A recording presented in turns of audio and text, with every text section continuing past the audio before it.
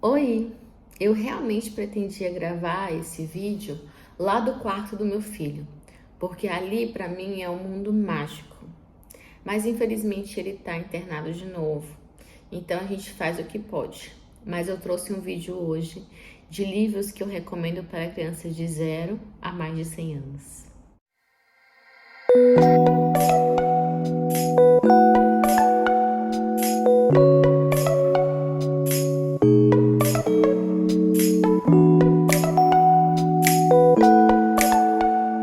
Então vamos lá, gente. O mês de outubro é um mês de muitos eventos literários. Para quem já está aqui no ambiente do Booktuber, conhece mais ou menos. A gente tem o mês das bruxas, que é o mês do terror, o mês das crianças, e o Victuber, que é sobre as leituras de livros vitorianos. Eu trouxe aqui, com certeza, muitos livros importantes e maravilhosos faltarão, mas eu trouxe livros que eu li adulta ou quando criança e livros que eu li recentemente para meu filho Lucas. Meu filho Lucas é uma criança linda, muito fofinha, risonha e que tem paralisia cerebral e uma epilepsia muito grave. Então, por muitas vezes, e ainda é muito cedo, eu não consigo julgar qual o entendimento dele nem do ambiente que ele está ao redor. Porém, eu sempre leio para ele. Tanto quando ele estava em casa, como agora no hospital. Acaba que agora no hospital eu leio para ele muitos livros que eu tô lendo. Eu tô lá do lado dele e começo a ler em voz alta. Mas em casa eu lia muito esses livrinhos aqui mais direcionados para ele, com ele. A importância da leitura para as crianças, ela vai muito mais do que simplesmente estimular o vocabulário, estimular a inteligência, ou, que é muito importante, estimular valores.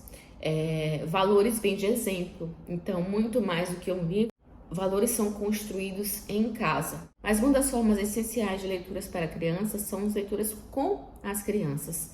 São momentos que a pessoa leva para o resto da vida.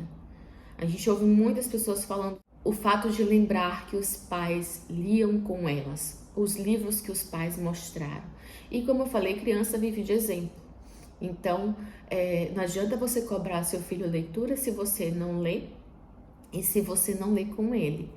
A gente vive uma vida hoje tão corrida, tão sem tempo, tão cansado, e eu sei muito disso. Uma criança, principalmente uma criança pequena, ela não precisa de 1 hora de leitura. 10 minutos você lendo com uma criança pequena é um tempo de retenção ali que ela já tem, que a conexão e vínculo de amor, carinho e de valores importantes já foi feita. Então eu vim indicar aqui livros dos pequenininhos aos maiores. Eu vou começar de livros para bebês. São livros que eu li muito para Lucas. Então o primeiro livro é esse aqui. É um livrinho. Nossa, esse livro eu lia umas 3 vezes por dia para Lucas quando ele estava lá. É um livrinho simples. São 2 bebês animais, um macaquinho e um burrinho. E o burrinho pergunta ao macaquinho o tempo inteiro: o que é isso? E ele tá com o livrinho na mão. É para morder? É para comer? É para usar? E eu lembro que eu pegava o livrinho e lia para Luquinhas, né? É para usar? Eu fazia, é para usar? E tal. Então é um livro que vira um momento de brincadeira. E no final, né, tem, não, isso é um livrinho. Esse é um livro para introduzir as crianças o que é um livrinho. Ele ria muito quando eu fazia. É para fazer quá, quá? Então eu sabia que era um momento que a interação e o vínculo estava sendo construída de uma forma muito boa. Seguindo, trabalhar emoções com as crianças é uma coisa muito importante, né? E as crianças muitas vezes não sabem distinguir o que elas sentem. Elas não sabem entender o que ela está sentindo ali, uma raiva, uma tristeza. Então, tem os livros do sentimento. Tem esse outro também aqui, que é da mesma coleção, que eu já vou falar. Mas ele explica cada sentimento que a criança tem e tenta, com as carinhas, com o que está acontecendo ali, mostrar para ela o que é aquele sentimento e ela reconhecer. E eu acho que é um livro até interessante para a criança, assim, ela tá triste, de mau humor, aí ela pode mostrar. Então, quando o Luquinhas às vezes estava chorando, as carinhas tristes, e falava: você pode estar chorando porque tá com dor ou porque tá com mau humor, e mostrava as carinhas para ele. É um livro muito lindinho. Eu vou tentar deixar para esses livros todos os links aqui embaixo para vocês, se quiserem adquirir. Esse é um livro que, no meu contexto, faz muito sentido, né? Mostra tudo bem ser diferentes. Os dois, acho que eu não falei, né? É do Todd Parr. E esse Tudo Bem Ser Diferente não é um livro apenas para crianças que são diferentes se aceitarem. São livros para todas as crianças. Então ele fala: tudo bem ser adotado, tudo bem querer dançar sozinho, tudo bem chegar por último, tudo bem ser tímido. E vai mostrando as diferenças, né? E a gente aceitar as diferenças e conviver com as diferenças. É um livro que você pode pegar ali do bebezinho, a criança com 1, 2 anos. As cores são vivas, fortes, tem bastante contraste, e principalmente para bebê é interessante. E vamos seguir aqui. Daí, vamos para livros que acho que fazem sentido você começar bem pequenininho e essa leitura se estender por muitos anos. E eu amo este livrinho aqui. Aqui Estamos Nós. Volta sobre como viver no planeta Terra, do Oliver Jeffers. Gente, a arte desse livro é uma coisa impressionante. Eu vou folhear ele um pouquinho para vocês. Ele tenta explicar para as crianças o que é o planeta, o que é o universo, que é feito de terra, de água, de pessoas, sobre as estrelas, os planetas, a diversidade ecológica, a diversidade de seres humanos. É um livro assim, não sei nem explicar de tão lindo que é. A arte dele é perfeita. Essa foto aqui é maravilhosa para você trabalhar cada pessoinha que tá aqui com a criança, sabe? Então esse é um livro que se estende assim, ó. Se você pegar uma criança de 10 anos, ele vai pegar esse livro e vai amar. Olha, gente, olha a arte desse livro. É muito bem feita. E eu aprendi coisas aqui. Aprendi coisas que eu não sabia. Ele explica as constelações, a ursa maior e tal. Então, esse livro é muito lindo. Eu um dia que eu peguei ele, abri e fiquei folheando sozinho, sem Lucas. E depois eu li também ele pro Luquinhas. Muito lindo. Sigamos. Agora a gente vai trazer livros que fazem sentido, acho que começar a discutir a partir dos 2, 3 anos, que são livros que trazem não só uma apresentação, figuras e tal, mas trazem algumas lições. E essas lições terão que ser apresentadas e interpretadas pelos pais para as crianças. Então eu acho essa interação de interpretação, de você parar para explicar, muito gostosa. Este livro eu comprei antes de casar. Comprei para mim. A Árvore Generosa, do Shel Silverstein, e ele foi traduzido pelo Fernando Sabino. Esse livro, eu chorei. Ele fala da relação de uma criança com uma árvore e como, ao longo do crescimento dessa criança, ela foi usando a árvore de formas diferentes. E como era genuíno esse amor de quando ele era pequenininho, e como foi ficando um amor de tirar quando ele foi crescendo, e quando ele envelheceu, ele entendeu o papel da árvore na vida dele. Gente, é muito lindo. Eu chorei com esse livro, juro, eu chorei muito. É muito lindinho, é muito lindo. E ele, assim, é preto e branco. Eu acho que como são livros infantis, né, para vocês verem se os filhos de vocês vão conseguir se interessar ou não, ele é preto e branco, mas é ótimo para crianças que estão começando a ler, porque são frases, né? Não tem um texto corrido grande. Então, aquela criança ali que está sendo alfabetizada, acho que já é um que você pode botar para ela ler com você e você interpretar com ela as lições que vão tendo aqui nesse livro. É muito lindo, juro. Vamos falar sobre clássicos. As fábulas de Esopo. Eu nunca li todas as fábulas de Esopo. E muitos de nós talvez não saibamos que já lemos algumas. Porque são histórias muito conhecidas que a gente ouve muito falar, mas a gente não liga o nome à pessoa. Esse livro aqui é da extinta Kozak Naif. Ele tem 383 fábulas traduzidas diretamente do grego, do Esopo, tá? Eu não sei se esse livro está mais disponível para venda. Eu devo deixar o link aí se eu achar, mas eu não tenho certeza. Claro que tem fábulas aqui que não são para as crianças, tá? São fábulas bem curtinhas, sempre com lições, né, de morais, afinal são fábulas. E, obviamente, não são todos aqui que são para criança, gente. Só que aí tem esse livro que eu comprei, que é Fábulas de Esopo, ilustrações do Fulvio Testa, que é um italiano, se eu não me engano. É um artista italiano que ele ilustrou e escolheu 20 fábulas para apresentar. Quer ver que vocês conhecem? Eu vou ler uma para vocês. Cadê? Eu vou pegar essa aqui.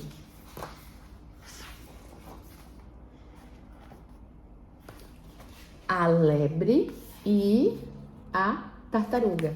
Vou ler para vocês, quer ver? A lebre e a tartaruga. A lebre sempre zombava da tartaruga. Como você é lenta, como anda devagar. Olhe para mim. Com um único salto chego mais longe do que você com 10 passos. E ela repetia isso o tempo todo. Um dia a tartaruga disse à lebre: nem sempre o mais rápido chega primeiro. Como assim? Disse a lebre rindo. Está querendo dizer que se apostássemos uma corrida, você chegaria primeiro? Estou querendo dizer apenas o que eu disse, replicou a tartaruga. Vamos apostar uma corrida e ver o que acontece. Assim deram a largada. Em um segundo, a lebre já estava longe. Então ela parou dizendo para si mesma: não tem graça ganhar em tão pouco tempo. Vou parar e esperar a tartaruga. Quero desfrutar mais o sabor da vitória. A lebre sentou-se embaixo de um arbusto, esperou um tempão e nada da tartaruga. Por fim, dominada pelo sono, fechou os olhos e adormeceu.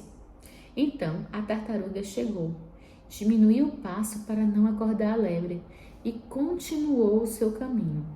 Um pouco depois, a lebre acordou da corrida. Levantou-se e saiu correndo a toda para o ponto da chegada. Mas a tartaruga tinha chegado primeiro. Você é muito mais veloz do que eu, disse a tartaruga. Mas como pode ver, quem foi mais constante é quem venceu a corrida. Vocês já ouviram essa história? Por favor, não diga que não ouviram. Escreve aqui embaixo se vocês já ouviram essa história. Então, muitas dessas fábulas que a gente ouviu aí na infância, nos desenhos, ou até adultos, que às vezes são trabalhados em filmes e tudo, são as fábulas de Esopo. E a gente pouco liga o nome à obra, né? Então, eu ainda não li essa. Aos pouquinhos eu devo ler, mas essa aqui eu já li algumas pro Luquinhas. Não que ele vá, gente, entender, né, tal, mas é o ato mesmo de estar perto dele e ler. Inclusive, hoje eu vou ler mais uma para ele. Vou ler essa, da tartaruga. Esse aqui eu acho excelente para crianças que estão sendo alfabetizadas. É da Cecília Meirelles, ou isto ou aquilo. Então, para quem não sabe, a Cecília Meirelles, ela já está no Último Andar. O Último Andar é o nome de um dos poeminhas que tem aqui. E o Último Andar é lá em cima mesmo, então ela já, obviamente, faleceu.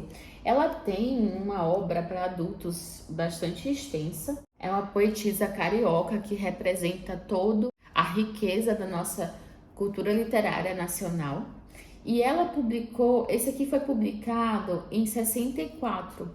Ela brinca com as palavras. Então, todos os poeminhas aqui, alguns são difíceis de interpretar, tá? Eu mesma não consegui entender. Mas todos, eles têm uma musicalidade que a criança vai gostar. Tem muito trava-língua de R, L.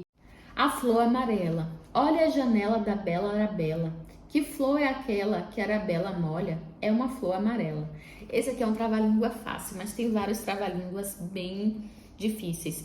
Tem um, por exemplo, que é sobre o mosquito, e ela vai falando que o mosquito vai fazendo o M, o O, o S, o Q. Então, eu acho bem interessante para crianças que estão em alfabetização.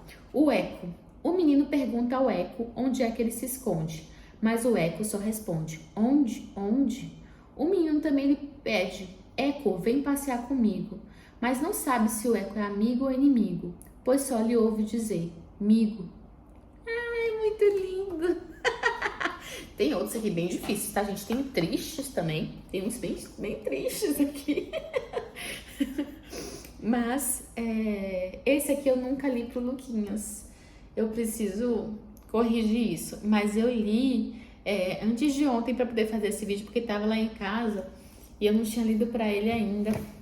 Eu vou até deixar aqui no hospital, para quando tiver um tempinho, cantarolar no ouvido dele esses trava-línguas e essa leitura musicalizada, que é muito bonitinha. Vamos lá. Esse também dá para ser lido junto com a criança, mas como já tem parágrafos maiores, eu acredito que aqui seria interessante para, se a criança for ler sozinha, que ela já tenha, assim, que seria para criança assim de mais de 6 anos, e alguns são meio grandes, então a criança pode cansar, por isso que eu recomendo a leitura guiada, né? Se for uma criança de 8, 9, 10 anos, ela lê isso aqui facinho. É do Walter Hugo Mãe, um escritor, autor, apresentador, cantor, é tudo, português contemporâneo, que não escreve livros infantis, mas escreveu esse. Esse é baseado em uma obra de Jean-Paul Sartre, que fala sobre o paraíso são os outros. E ele traz uma menininha questionando sobre a solidão, sobre o que é felicidade, sobre laços amorosos. É muito bonitinho, muito fofinho. As ilustrações, gente, não são as mais belas. Parece que foi uma criança que desenhou mesmo. É porque foi o próprio Walter Hugo Mãe que desenhou. Eu, particularmente, para a criança é livre de fazer a arte do jeito que ela achar que tem que ser feita, né? Botar 5 braços numa pessoa, a cabeça desproporcional. É isso, você espera isso da criança. Mas eu gosto de apresentar a arte para o meu filho, ela bem estruturada, porque a criança não tem aquela capacidade de abstração, de ver a arte meio mais contemporânea e tal, e entender direitinho o que ela faz. Ela entende a arte que ela fez. É diferente. Pelo que eu me lembro de criança, eu não gostava de ver essas imagens muito estranhas. Me dava até medo. Então, eu tenho essa criticazinha dessa arte que não faz problema nenhum se você for um adulto lendo. É muito interessante, elas sempre são meio complementares, os braços se encaixam, as coisas se encaixam. Mas para uma criança interpretar isso aqui eu acho mais difícil. Mas a mensagem é muito bonita. Mais um que assim, eu li, eu dei 5 estrelas, de tão bonito que é. E tem uma arte mais abstrata, sim, mas é uma arte abstrata passível de compreensão, tá? Por exemplo, ele tem um traço contínuo, tá vendo? O cavalo, o menino, a topeira e a raposa. É um traço mais contínuo e não tão colorido, né? Mas que é muito fácil. Ó, facilmente você consegue ver que aqui tem um menino, a topeira e um caule, tá? É mais fácil de ver. Esse é um livro que eu teria grifado ele completo, porque cada personagem aqui, ele tem um sentimento e uma lição. Então, a gente vê aqui um menino, a topeira que tudo tá super bem, tudo vai ficar bem. O menino que quer aprender tudo, a raposa que chegou meio querendo ser demais e depois ela ganha humildade e vira parceira deles. E o cavalo que traz muitas lições, como é que eu posso dizer, sobre psicológicas mesmo, sobre se aceitar, sobre aceitar seus erros, seguir adiante. Ai, deixa eu ver se eu separo um trecho aqui. E tem partes coloridas também, tá, gente? Ó, esse livro é muito bom. Minha crítica a esse livro, mas mesmo assim eu dei 5 estrelas. Eu acho difícil a criança, às vezes dependendo da idade, conseguir ler esse tipo de letra, tá? Mas deixa eu pegar a parte do cavalo. O cavalo é o personagem preferido pra mim. Olá, conhecendo o cavalo. Né? Olá. Olha que coisa linda, tá?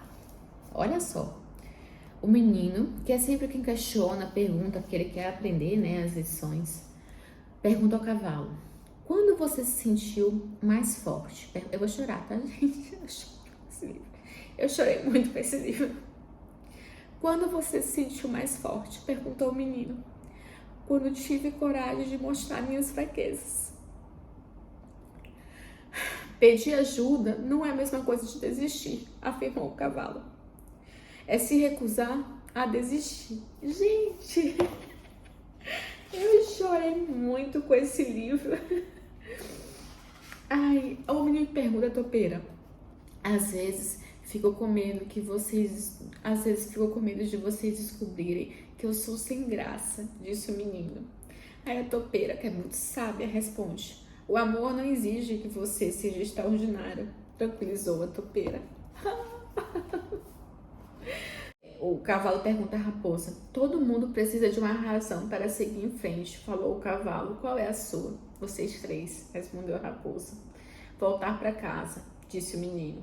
Bolo, acrescentou a topeira. Descobri uma coisa melhor do que bolo. Não acredito, disse a menina. Descobri sim, afirmou a topeira. E o que é? Um abraço. Demora mais para acabar.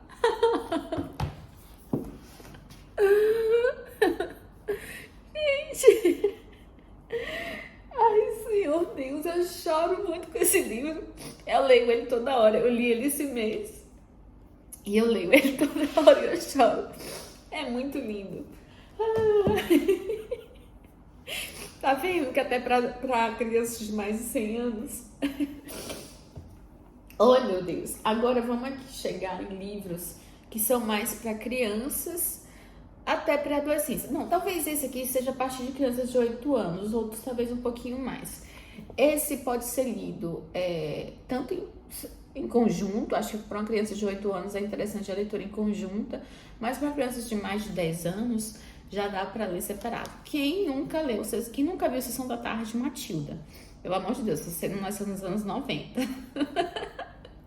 Eu nasci antes dos anos 90, né? Então eu vi muito Sessão da Tarde de Matilda e eu amava essa historinha, mas eu nunca tinha lido o livro. Eu li agora esse mês o livro, justamente de forma temática para o mês das crianças. E o Roald Dahl é aquele que escreveu também A Convenção das Bruxas, A Fantástica Fábrica de Chocolate. Então ele tem uns livros infantis fantásticos, que envolve fantasia, né? Além de muito bons, fantásticos de fantasia mesmo, que marcaram minha geração.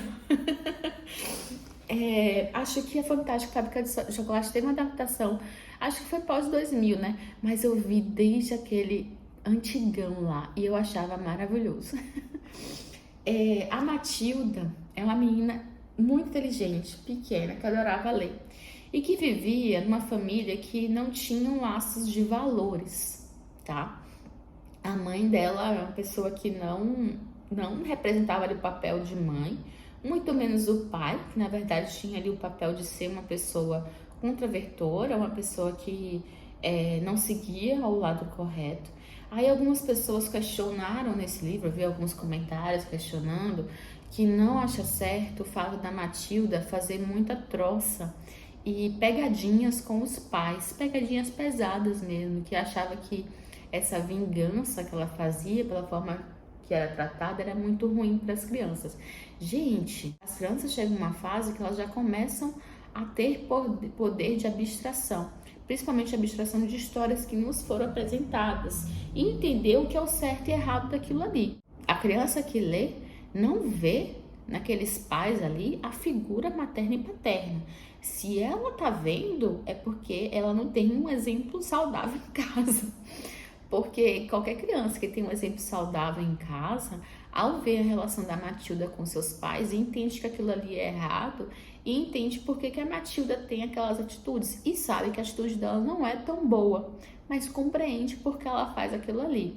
Então, eu não considerei isso uma crítica, mas eu acho que isso é uma coisa que os pais podem trabalhar com a criança na hora da discussão, porque ela realmente, assim, gente, ela bota cola no chapéu do pai e o pai vai botar o chapéu na cabeça e não consegue arrancar mais, e aí o pai tem que cortar o cabelo. Tipo, ela faz umas coisas assim, sabe? Mas o pai dela, eles desvalorizam, eles não querem, e é deixado bem claro que eles não querem ela. Mas a Matilda é uma menina fantástica em todos os sentidos. Ela é super dotada. E o que é interessante é que esse livro estimula a criança à educação, né? Porque a maior referência aqui que a Matilda tem é a professora.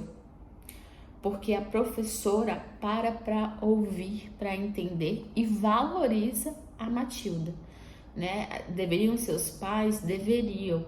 Mas a gente tem ali pais que não representam o que deveriam ser e uma professora que sacia esse buraco, preenche esse buraco da vida da Matilda. Mas eu acho isso muito importante, o vínculo com a educação. E a Matilda é muito inteligente. Ela aos 5 anos já sabe todas as tabuadas. Ela já sabe soletrar todas as palavras. E ela já leu Dickens, ela já leu zilhões de livros, gente. Eu vou até mostrar aqui livros que ela ficou lendo sozinha na biblioteca. Ai, cadê? Aqui, ó. Separei aqui todos esses livros que ela leu. Vou citar alguns, tá? Nicholas Nickleby, de Charles Dickens. Oliver Twist, do Charles Dickens. Jane Eyre, da Charlotte Brontë. Orgulho e Preconceito, da Austen. Tess, do Thomas Hardy. King, do Rudyard Kipling. O Homem Invisível, de H.G. Wells. O Velho Mar, do Ernest Hemingway, um dos meus favoritos. Ai, o Velho Mar podia estar aqui pra... Ai, gente, o Velho Mar podia estar aqui para adolescentes. Devia ter pegado. O Sonho e a Fúria, do Faulkner. Esse nem eu li ainda. As Vinhas da Ira, do John Steinbeck. Os Bons Companheiros, do J.B. Priestley. O Condenado, do Graham Greene. E A Revolução dos Bichos, de George Orwell. Aí eu acho que o Velho Mar devia estar aqui. Tá? Fica a minha menção honrosa. Eu vou deixar a capinha dele aqui. Aqui já é mais assim, gente, para adolescente. Acho que é um bom livro para um adolescente ler. Como outros que eu vou mostrar aqui, tá? Mas eu esqueci. Vamos lá. Aqui são livros mais para crianças que já leem livros e pré-adolescentes a adultos, né? Todos aqui podem ser livros para adultos. Eu podia trazer aqui, envolvendo fantasia, Harry Potter, mas eu não quis trazer porque tô aqui resgatando livros que às vezes não são comentados ou livros que fizeram parte da minha infância. E Harry Potter não fez, e eu não terminei de ler todos, então eu achei que não seria condizente eu falar aqui para ler se eu não li todos. Então eu não trouxe eles aqui, eu só li os 3 primeiros. Mas eu vou falar um que não é primeiro fantasia, depois eu vou para os 2 da fantasia dos Best Friends aqui. Extraordinário, da R.J. Palacio, mas ela não é italiano, né? Eu misturei inglês com italiano. Esse aqui é o codinome dela, tá? Ela tem outro nome. Ela trabalha no mundo editorial e ela se inspirou em... Ela tava com os filhos e viu uma criança chegar com uma síndrome e viu a reação que aquilo ali causou e ela se inspirou nessa história para escrever o livro. Eu mal sabia que eu ia ter um filho atípico, que eu ia ter um filho que vai trazer os sentimentos e traz os sentimentos que o Og sentiu aqui, que eu seria uma mãe que ia sentir, o que a mãe do Og sentiu quando eu li esse livro, e eu amei muito. Tem adaptação com a Julia Roberts, eu já vi adaptação algumas vezes, mas primeiro eu li esse livrinho. Então aqui a gente vai conhecer o Og, o menino que tem uma síndrome crâniofacial, de deformidade crâniofacial, muito importante. E os pais resolveram que era hora dele ir para a escola. Dele sair ali daquela bolha de conforto e de proteção que ele tinha em casa para explorar o mundo.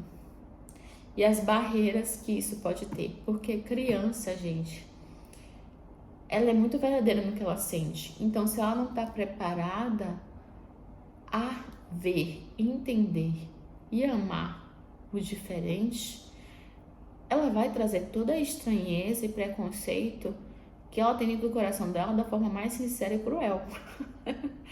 criança é isso. Acho que todos conhecem a história do Og, de como a irmã enfrenta esse fato, de como os pais tentam protegê-lo ao mesmo tempo, impulsionando ele para ir adiante, né? De como depois ele passa a ser admirado ali pela escola. É um livro anti-bullying, é um livro sobre aceitação, é um livro sobre diversidade. E eu acho que esse livro tinha que ser leitura obrigatória para todas as crianças a partir de 8 anos na escola. Eu realmente acho. Se eu fosse uma pedagoga, eu colocaria isso no currículo escolar dessas crianças, porque esse livro é muito bom. E ele sim tem letras grandes, né? Mas eu acho que crianças a partir de 8, 10 anos já vai conseguir. Ele tem sim textos corridos longos, mas os capítulos são curtinhos, né, para crianças. Ele pula na cabeça de cada personagem, mas fica muito claro aqui, não é um fluxo de consciência, não estamos falando de Virginia Woolf que você não pega ali quando que mudou. Ele mostra a cada momento a Via, que é a irmã, né, do Og, agora é a Via que vai falar, agora é a mãe do Og que vai falar, agora é o Og que vai falar, agora é Jack, o amigo dele, que vai falar. Então, é separadinho e você entende que pulou de personagem para personagem. E é um livro muito lindo. Eu chorei. Vocês sabem, você já viu que eu choro fácil com o livro, né? E aí eu ganhei de um paciente meu. Eu acho que ele me viu andando com esse livro. E aí, esse paciente, infelizmente, eu nem sei se ele está vivo ainda ou não, porque eu acabei saindo do lugar onde ele estava e eu tinha um carinho muito especial por ele. Mas ele me deu esse aqui, o 365 Dias Extraordinários, que eram aqueles livros do preceito do Sr. Browning, que era o professor do Og, que todo dia escrevia uma frase no quadro, né, para você refletir. Por exemplo, eu tô gravando hoje e aqui tem cada data, ó. Tal. Isso aqui eu preciso pegar ali pra Luquinha, cada dia falar uma frasezinha de uma data que tá aqui. Hoje eu tô gravando esse livro, dia 9 de outubro, aniversário da minha irmã. Gravando esse livro, ó. Gravando esse vídeo. Vamos ver 9 de outubro o que ele fala.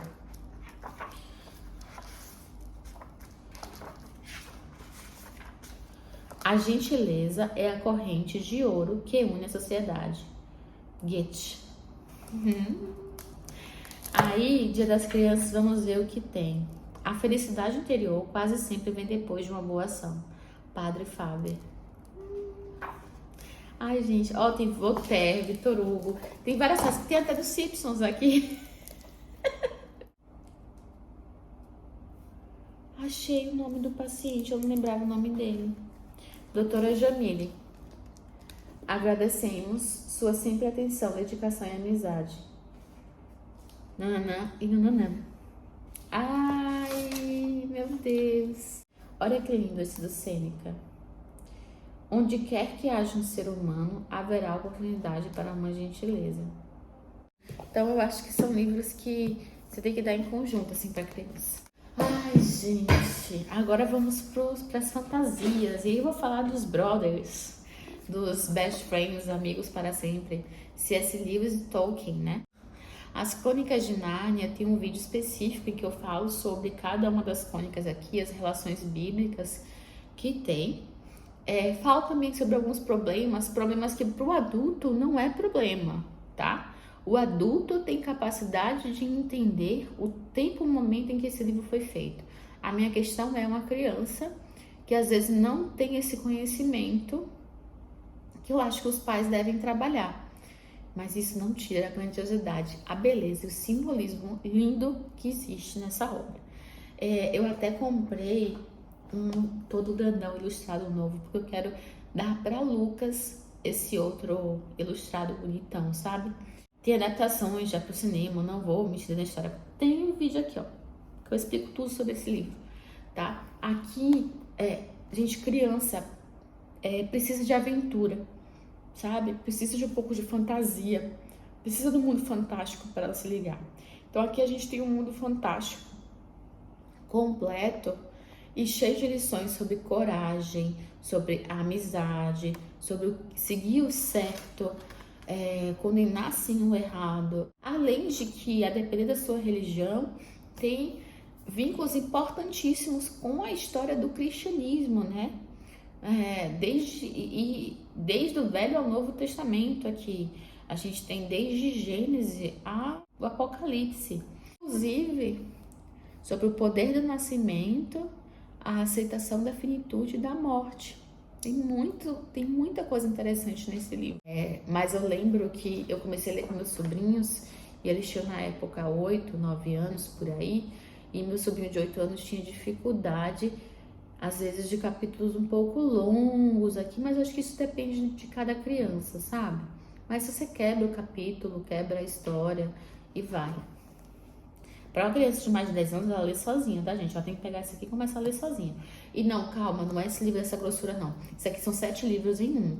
Então, eu acho que pra criança não se assustar, talvez pegar os 7 livros separadinhos, né? Acho que seria mais interessante, porque a criança se assusta. E esse aqui não tem desenho, tá? Tem praticamente nada de desenho. Então, é uma edição meio que para adulto. Mas vamos falar do Hobbit. Ai, Tolkien. Esse foi meu primeiro contato com Tolkien e eu acho que é a forma que as pessoas deveriam começar mesmo. O Hobbit, ele começa assim. Numa toca no chão vivia um hobbit. Não uma toca nojenta, suja, úmida, cheia de pontas de minhoca e cheiro de limo. Nem tampouco uma toca seca, vazia, arenosa, sem nenhum lugar onde se sentar ou onde comer. Era uma toca de hobbit. E isso significa conforto. Aí aqui você já entende o que é o Hobbit, né? Que ele gosta das coisas certinhas, do conforto. E a gente conhece aqui o Bilbo. E o Tolkien escreveu esse livro. Tolkien é conhecido por ter descrições enormes, capítulos longos e tal. E não é a estrutura desse livro aqui. Ele escreveu esse para os seus filhos, né? Mas é um livro para adultos, crianças, enfim. Então tem uma estrutura mais fácil, então para até que se o adulto quer começar a ler Tolkien e está preocupado, começa pelo livro que é considerado infanto-juvenil dele, né? E ele fala que ele estava corrigindo provas e que um aluno deixou uma folha em branco. Aí ele pegou essa folha em branco e escreveu a primeira frase, né? E teve a ideia toda do Hobbit. Numa toca no chão, vivia um Hobbit. E o livro, o nome não é só o Hobbit. É o Hobbit ou Lá e de Volta Outra Vez. Isso aqui com toda a história já do livro. Lá e de Volta Outra Vez. E esse livro, ele fala sobre você sair de sua zona de conforto, se desafiar, a trajetória de crescimento pessoal nesse desafio e como, mesmo quando você volta, mesmo no retorno, você jamais será a mesma pessoa. Então é um livro que traz muitos valores de amizade, companheirismo, de luta. O Hobbit não é uma figura completamente correta, o Hobbit, né? O Bilbo, que é o nosso Hobbit favorito aqui, ele é uma pessoa que gosta do cantinho dele, da organização dele, da colher dele, tem um apego pelo que é seu, sabe? Tem um apego às suas coisas, um apego material, que à primeira vista, assim, parece ser bom, né? A valorizar as suas coisas e tal, mas é um apego material. E ele é desafiado pelo Gandalf, que é um dos meus personagens preferidos de toda essa história, enfim. Ele vai ser desafiado pelo Gandalf a fazer uma aventura por uma justiça. Então a casa dele ali no início é invadida por anões, invadida entre aspas. Os anões vão chegando para uma reunião. Sim, ele não chamou ninguém, ele não quer ninguém visitar a casa dele. E aí usa a colher dele, o copo dele, a casa dele, aquela organização virginiana que ele tinha ali é mexida completamente para uma aventura, para resgatar um tesouro que pertencia aos anões e que deveria voltar para esses anões. E a gente vê ao longo de toda a história. É impossível para o Bilbo dizer não, tá? Ele é obrigado a aceitar.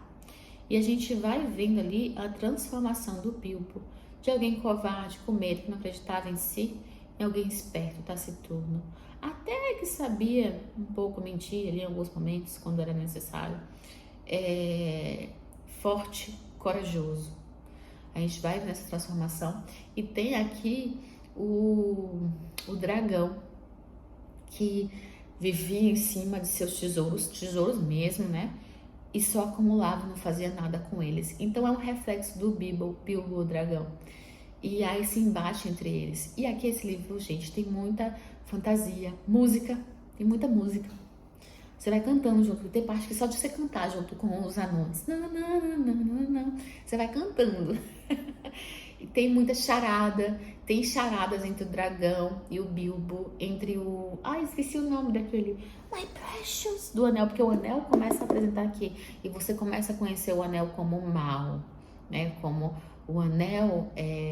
Ele tinha um poder que não falava assim, não pode usar. Não pode usar. E quem usa vai se transformando, né? Então, são cheios de valores, simbolismos e coisas lindas e maravilhosas. Eu tava vendo um vídeo aqui sobre todo o simbolismo cristão também que tem no Hobbit, né? Sobre o batismo, de quando eles entram na água e saem renovados. E várias coisas interessantíssimas que eu nem sabia. Eu preciso reler esse livro, mas eu não tenho como reler agora. Porque eu preciso conhecer mais as obras de Tolkien e eu só li o Hobbit e o primeiro livro do Senhor dos Anéis, que é a Sociedade do Anel.